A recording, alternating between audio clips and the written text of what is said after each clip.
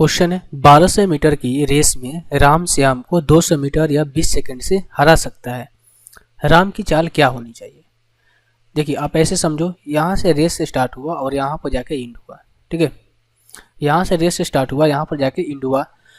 Question में कह रहा है राम जो है 1200 मीटर की दौड़ है और राम जो है श्याम को 200 मीटर तक मतलब कि हरा देता है। यानी कि हम कह सकते हैं राम जो है यहाँ से लेकर यहाँ तक टोटल जो डिस्टेंस ट्रेवल किया होगा, कितना किया होगा 1200 मीटर। यहाँ से लेकर यहाँ तक गया होगा 1200 मीटर गया होगा। लेकिन चूंकि यहाँ पर कह रहा है कि राम जो है 200 मीटर का लीड देता है किसको, श्याम को, तो हम कह सकते हैं कि श्याम जो है उतने ही समय में कितना ट्रेवल किया होगा, यहीं तक ट्रेवल किया होगा। ये कितना 1000 मीटर ही ट्रेवल किया होगा।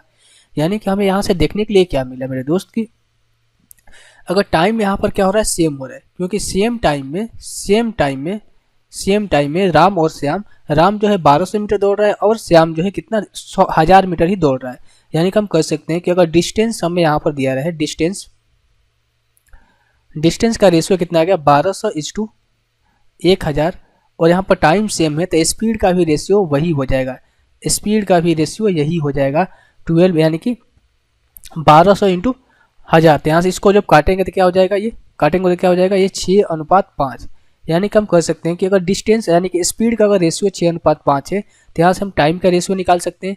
टाइम का रेशियो यहाँ से क्या निकल के आ जाएगा, जस्ट इसका रिवर्स हो जाएगा, 5:6 हो जाएगा। कितना, 5:6 हो जाएगा। और हमने क्वेश्चन में कह रहा है कि राम जो है 20 सेकेंड से श्याम को हराता है। दोनों के टाइम में गैप कितना का है, टाइम में गैप 1 सेकेंड का है और एक की वैल्यू क्वेश्चन में कितनी दी गई है, 20 दी गई है। 20 दी गई है। तो जो राम है वो 1200 मीटर की दौड़ जो है कितने सेकंड में कवर करेगा, 100 सेकंड में कवर करेगा। और डिस्टेंस कितना है, यहाँ से स्पीड हमें पूछा है राम की हमें स्पीड पूछा है यहाँ से, तो क्या हो जाएगा, राम की टोटल डिस्टेंस कितना है 1200 अपॉन में कितना हो जाएगा, उसका टाइम कितना लगा, 100 टाइम लगा, तो यहाँ से काटेंगे तो कितना हो जाएगा, ये 12 मीटर प्रति सेकेंड। ऑप्शन नंबर बी जो है इस क्वेश्चन का आंसर हो जाएगा। आई होप ये क्वेश्चन आपको समझ में आ गया होगा।